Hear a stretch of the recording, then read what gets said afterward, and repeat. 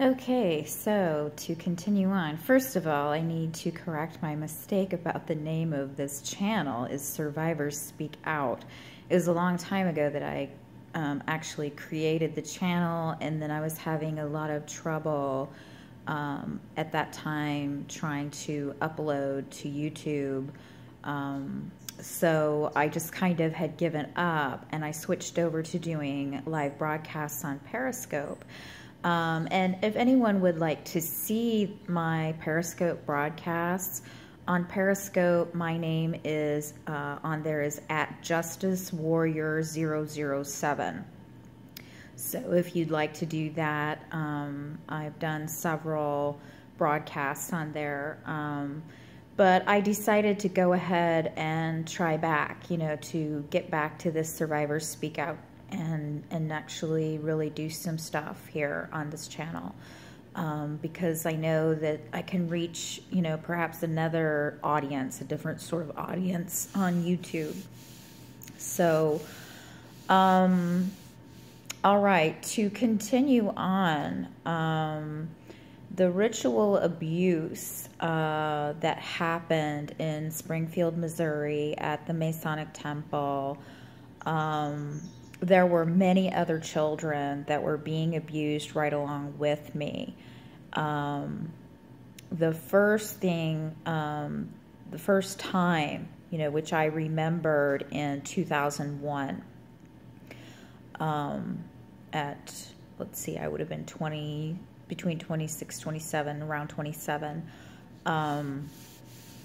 It was that this woman named Pat, who was a Jehovah's Witness, took me into Springfield, said we were going to go to a theater, to a movie, and we got into this little theater and it was empty, and except for two men.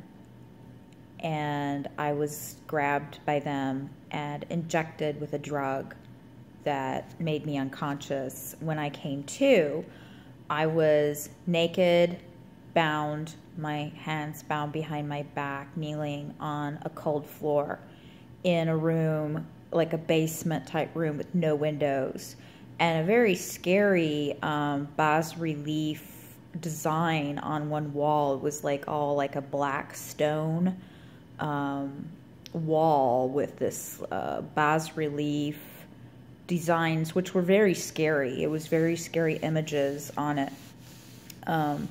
And there were other children crying and sniffling around me. And I ended up getting marked out by my behavior, my reaction to what was happening. The shock, there was nothing, response at first, just paralyzation that, of course, a small child would have, and terror.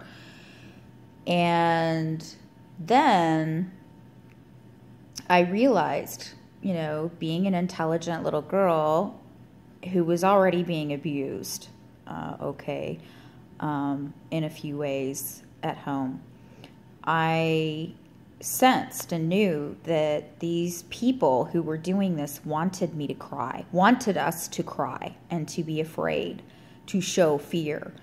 And there was a little boy, I will never forget this, who was right next to me, bound, naked on the floor, sniffling and trying, kind of trying to control it, but unable to control it. And I spoke to him quietly and said, "Don't give them this. Don't cry. They want us to cry. They want us to be afraid. Don't show them you're afraid." Well, one of the adults heard me, and this marked me out as being strong. They saw me as a cream of the crop, I suppose, for programming, for more abuse, for, in their crazy system, this Luciferian belief system they had, they felt like they were granting me a privilege, I think. I was told that I was so special and that I was so strong, and that they wanted to make me what they called a black princess or a dark princess within the group, within the, you know, their crazy group that had this ritualistic stuff and, you know, abusing children in the ritual stuff that they did. So I was forced to do group sex. It was child porn going on with that, photographing of things that were done to me that I was forced to do. I remember someone filming, actually, with like a filming camera, you know, movie type camera.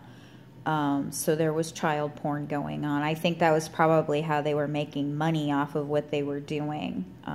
I've read about other groups that do the same kind of stuff too, other places, other people's stories that I've listened to and watched who've been through the same sort of thing.